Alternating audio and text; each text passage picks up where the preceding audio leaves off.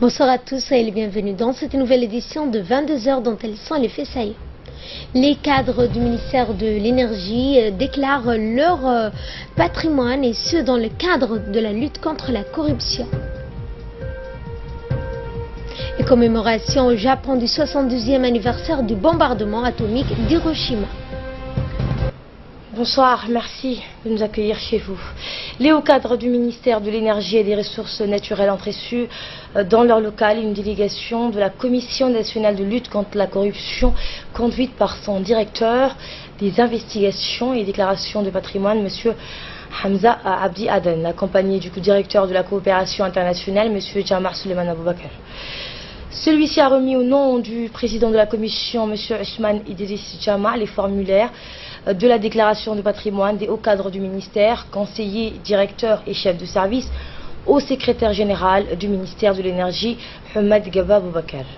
Le directeur de la déclaration du patrimoine, Hamza Abdi Aden, a précisé que cet acte vise à recueillir la déclaration des biens mobiliers et immobiliers des hauts cadres ainsi que les biens appartenant à leurs conjointes et leurs enfants mineurs.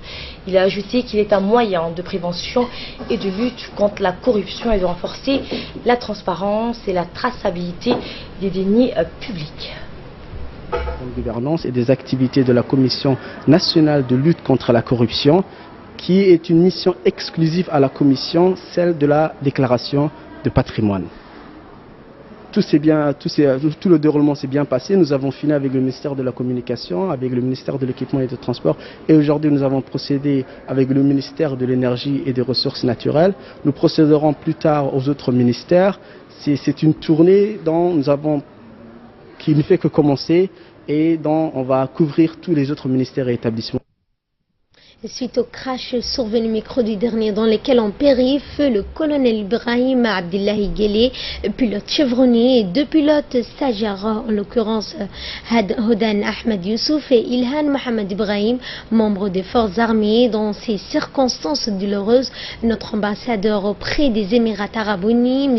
Ousmane Moussa Darar, en son nom propre et au nom du personnel diplomatique, présente leurs sincères condoléances aux familles et leur profonde sympathie aux membres des forces armées djiboutiennes et à leurs familles et leurs proches. Nous implorons le Tout-Puissant de les accueillir dans son paradis éternel. Inna lillahi wa inna ilayhi raji'un. Et dans le reste de l'actualité, sous l'égide du secrétariat d'État à la jeunesse et au sport, la préfecture d'Arta a lancé hier la 24e édition du tournoi de football d'amitié d'été. Un match entre vétérans a ouvert le tournoi. La rencontre a opposé l'équipe des autorités de la région, conduite par le ministre de l'Énergie, à celle des anciens joueurs d'Arta. Cette édition 2017 regroupe 10 équipes reparties en deux groupes, dont 5 issues de la capitale. En effet, le premier match de l'ouverture a opposé l'équipe d'Arta B contre le club de Makamari, et l'équipe de la ville d'Arta s'est inclinée face à l'équipe de Makamari sur un score de 2-1. Cet après-midi, le club de Jebel, champion en titre, a battu le club de Kartilé. Enfin, ce tournoi s'achèvera le 1er septembre 2017. Et de ressources humaines suffisantes. Ce qui traduit un peu que très peu d'activités sportives sont organisées. Cette situation est préoccupante et empêche le développement du sport dans les régions. À cet effet, le secrétaire d'État à la jeunesse et sport, son Excellence M. Hassan Kamil, a initié les ligues sportives.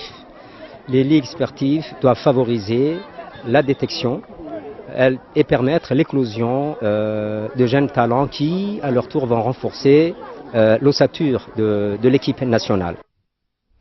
Sport toujours en panne d'inspiration offensive. L'équipe de Djibouti a été battue hier après-midi au Stade Goulet par une modeste équipe de Burundi sur un score de 2-1 lors du match retour des éliminatoires pour la prochaine Coupe du Monde des équipes féminines de moins de 20 ans. Battues par 6-0 au match aller à Bujumbura, nos joueuses étaient condamnées à faire le miracle pour pouvoir se qualifier aux phases suivantes. Dès le coup de sifflet de l'arbitre, l'équipe de Djibouti a pressé très fort en dominant sur tous les plans son adversaire du jour. Sur chaque contre, où chaque occasion donc ratée devant le but, le stade Goulet vibrait et mettait plus de pression sur notre adversaire. Le Burundi manquait vraisemblablement de repères dans ce début de rencontre. Malgré une domination sans faille, nos joueuses vont concéder un but suite à un cafouillage dans la surface de réparation qui va finir au fond du filet. Le match va donc changer de physionomie et les Burundaises vont prendre le match en main après une bonne période d'hibernation. Elles contrôleront donc tous les jeux aériens et terrestres en se procureront dans des occasions franches devant une défense médusée de l'équipe djiboutienne. Fatiguées et combattantes, les deux équipes donc sont entrées au vestiaire sur ce score fébrile d'un but à 0. La seconde période sera plus facile pour les djiboutiennes qui vont reprendre le contrôle du match en égalisant d'abord, puis en s'installant sur le camp adverse.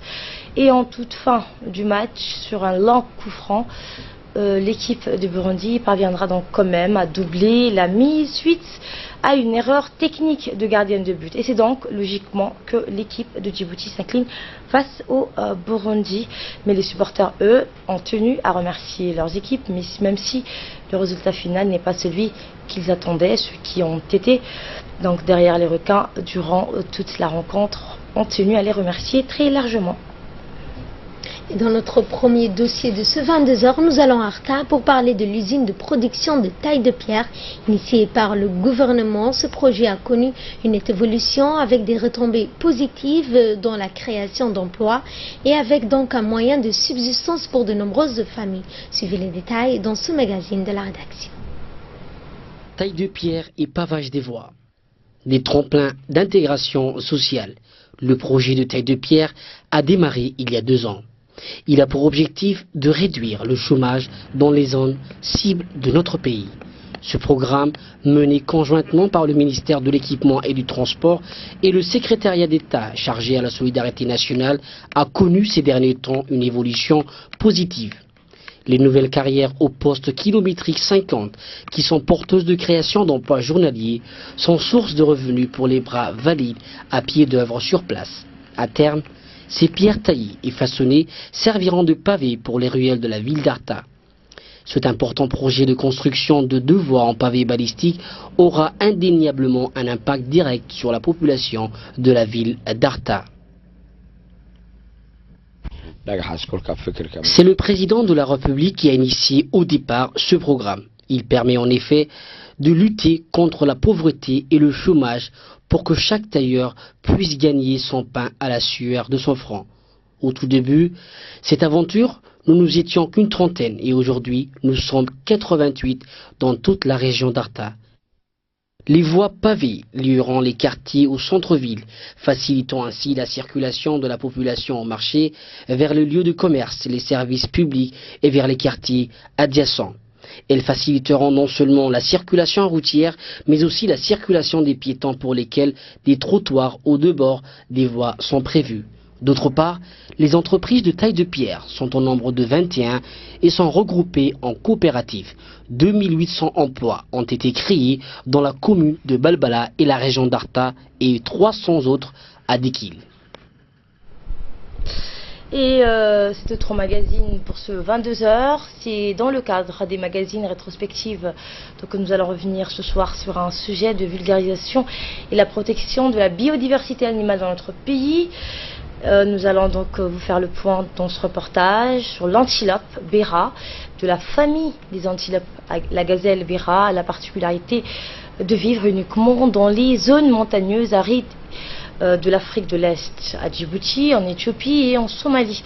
Quelques spécimens de l'antilope Béra ont été observés dans le sud du pays, notamment dans le secteur de Assamo, à la frontière de Somalie et de l'Éthiopie, située donc dans la région d'Ali-Sabi. Regardez. Le Béra est une antilope de petite taille qui mesure entre 80 et 86 cm. Elle a de grandes oreilles en forme de feuilles. Seuls les mâles ont des cornes. Sa tête rouge jaunâtre est accentuée avec des paupières noires et des anneaux blancs autour des yeux. Son cou, son dos et sa courte queue touffue sont tout gris roux avec un reflet argenté, ce qui lui donne son caractère original et beau. La particularité de l'antilope spécifique est de vivre uniquement dans les reliefs arides et montagneux de cette région de la Corne d'Afrique, Djibouti, Somalie et Éthiopie. Avec l'air naturel terrestre d'Assamo constitue une biotope indispensable au maintien de l'antilope béra. Un vétérinaire français qui œuvre depuis plusieurs années à Djibouti pour la sauvegarde des animaux, le docteur Breton explique la nécessité de protéger cette antilope. Il a indiqué que sauver la béra, c'est protéger des centaines d'autres espèces vivant dans cet écosystème. Et on peut se demander pourquoi on va dépenser de l'argent ou qu'on va dépenser de l'énergie pour protéger cet animal. Il faut bien comprendre que cet animal, c'est un être vivant, donc, et au même titre que tous les êtres vivants, on doit les protéger. On doit les protéger, c'est un devoir parce que l'homme s'est tellement développé et se continue à se développer qu'il menace la survie de tous ces animaux. Et le béra, si vous voulez, c'est un peu le symptôme de cette maladie humaine qui fait qu'on en oublie d'où on vient, on en oublie le milieu naturel. Et donc en protégeant le béra, on se protège également nous-mêmes. On en vient à protéger le milieu qui abrite le béra. Donc protéger le béra, c'est protéger des centaines, voire des milliers d'autres êtres vivants, dont fait partie l'espèce humaine. Et de là, nous passons à l'actualité à travers le monde. En Syrie, pour commencer, l'armée syrienne et ses alliés ont repris le contrôle d'Al-Sourna, la dernière ville tenue par l'organisation de l'État islamique dans la province de Homs. C'est ce qu'a rapporté l'Observatoire syrien des droits de l'homme. La reprise de la ville n'a toutefois pas été confirmée par le gouvernement syrien. La ville se situe sur la grande route qui traverse le désert entre Palmyre, cité antique contrôlée par le gouvernement, et la province d'Erezor, à 50 km à l'est, largement contrôlée par l'État islamique depuis le mois de mai. L'armée syrienne mène, avec le soutien de la Russie, une campagne militaire d'envergure pour reconquérir le vaste désert qui sépare la capitale Damas de Deir ez-Zor et d'autres villes de la vallée de Frat. Après la reconquête de Mossoul en Irak, l'État islamique fait face à de multiples attaques sur le territoire syrien. Près de la moitié de Raqqa, fief de l'organisation État islamique, dans le nord de la Syrie, est désormais contrôlée par les forces démocratiques syriennes formées par des combattants arabes et kurdes soutenus par les États-Unis. C'était dans les titres au Japon. 72 ans après, le Japon commémore le premier bombardement atomique de l'histoire qui a frappé Hiroshima le 6 août 1945. En tout, 140 000 personnes ont péri dans ces attaques des États-Unis, dans la moitié tués sur le coup.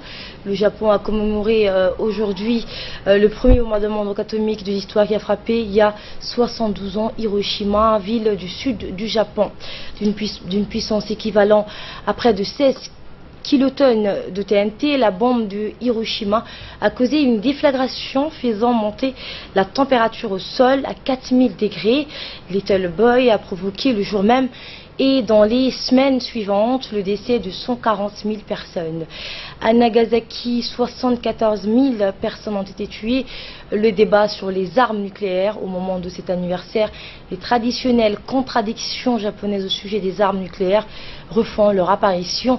Il y a un mois, le Japon avait rejoint les rangs des puissances nucléaires comme les États-Unis, la France ou la Grande-Bretagne pour bouder un traité interdisant les armes atomiques adopté par l'ONU. Et le Premier ministre Shinzo Abe, qui s'exprimait au parc du mémorial de la paix de Hiroshima, a déclaré que le Japon espérait militer pour un monde sans armes nucléaires d'une manière qui conviendrait à tous les pays du monde.